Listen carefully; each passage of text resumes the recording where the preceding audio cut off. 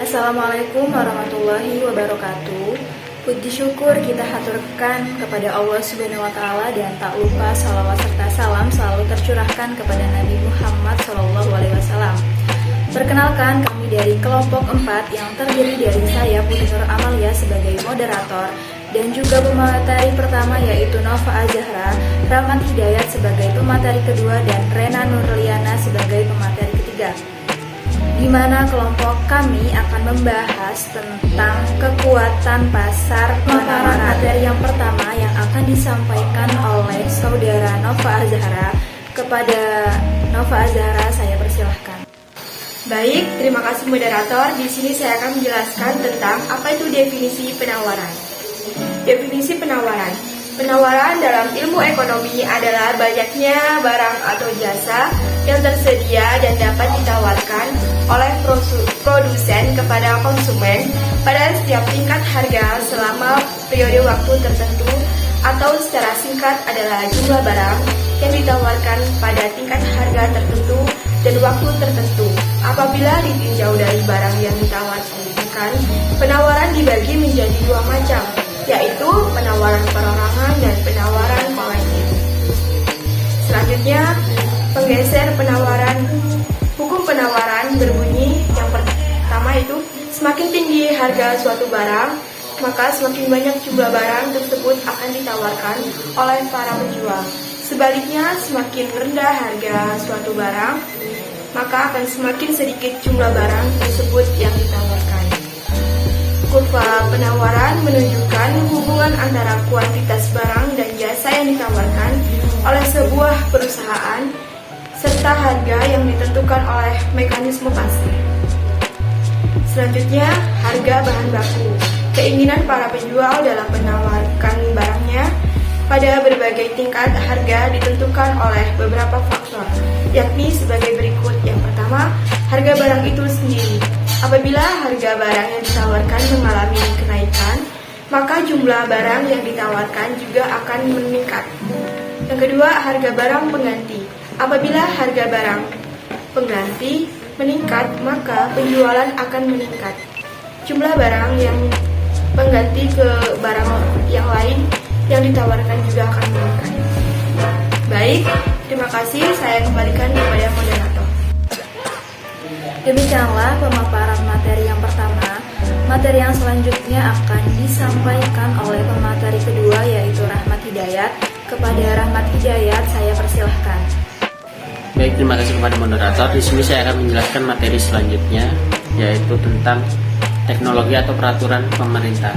Secara konvensional, pada dasarnya penawaran saham ini diatur dalam Undang-Undang Nomor 8 Tahun 1995 tentang pasar modal, khususnya pada pasal 1 ayat 15 yang diartikan sebagai penawaran umum, yaitu kegiatan penawaran yang efek yang dilakukan oleh emiten untuk menjual efek kepada masyarakat berdasarkan tata cara yang diatur dalam undang-undang ini dan di peraturan pelaksananya. Oleh karena itu, penawaran saham ini baik secara konvensional maupun yang berbasis teknologi informasi tidak dapat terlepas dari kegiatan yang ada di pasar modal. Pasar modal sangat mengedepankan prinsip keterbukaan dalam proses transaksinya. Oleh karena itu, prinsip ini menjadi salah satu yang paling diutamakan dalam dunia pasar modal. Selanjutnya ada jumlah perusahaan. Secara umum, initial public offering atau IPO dapat diartikan sebagai suatu peristiwa yang dimana untuk pertama kalinya suatu perusahaan menjual atau menawarkan sahamnya kepada publik di pasar perdana. Menurut Undang-Undang Nomor 8 Tahun 1995, IPO adalah kegiatan penawaran efek yang dilakukan oleh emiten untuk menjual efek kepada masyarakat berdasarkan tata cara yang diatur dalam Undang-Undang Pasar Modal dan peraturan pelaksanaannya. Pada penawaran umum di pasar perdana, harga saham ditentukan oleh kesepakatan antara emiten dan underwriter. Kemudian ada substansi dalam produksi. Produksi dalam istilah konvensional adalah mengubah sumber-sumber dasar ke dalam barang jadi atau proses di mana input diolah menjadi output. Dalam istilah ini kita mengaitkannya dengan konsep efisiensi ekonomi yang yaitu suatu usaha yang meminimalkan biaya produksi dari beberapa tingkat output selama periode yang dibutuhkan.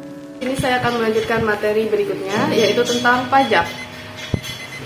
Pajak penghasilan merupakan pajak yang dikenakan kepada semua orang secara pribadi, person, dan perusahaan sebagai subjek pajak atas semua pendapatan atau tambahan kemampuan ekonomi yang diperolehnya dari kegiatan-kegiatan yang dilakukannya, meliputi bekerja, berproduksi, berinvestasi, dan kegiatan-kegiatan lain yang menghasilkan pendapatan atau menambah kemampuan ekonomi. Baik, selanjutnya ada ekspektasi produsen. Ketika suatu barang langka di pasaran, produsen mencoba untuk menahan barang tersebut untuk tidak ditawarkan terlebih dahulu ke pasar dengan harapan supaya harga naik terus dan produsen akan mendapatkan laba yang besar dari perbuatannya. Beberapa ekspektasi produsen meliputi ekspektasi pelanggan, promosi, sumber daya manusia, hubungan dengan pelanggan, dan juga fokus usaha. Selanjutnya ada fungsi penawaran.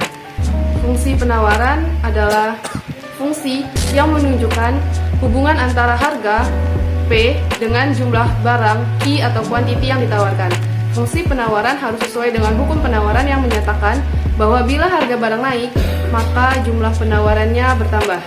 Dan bila harga barangnya turun, maka jumlah penawarannya berkurang, atau disebut ceteris paribus. Dengan demikian, hubungan antara harga barang dengan jumlah barang yang ditawarkan adalah positif atau berbanding. Mungkin sekian materi yang bisa saya jelaskan, saya kembalikan kepada moderator. Demikianlah pemaparan materi dari kelompok 4. Mohon maaf apabila ada kesalahan dan kepada Allah saya mohon ampun.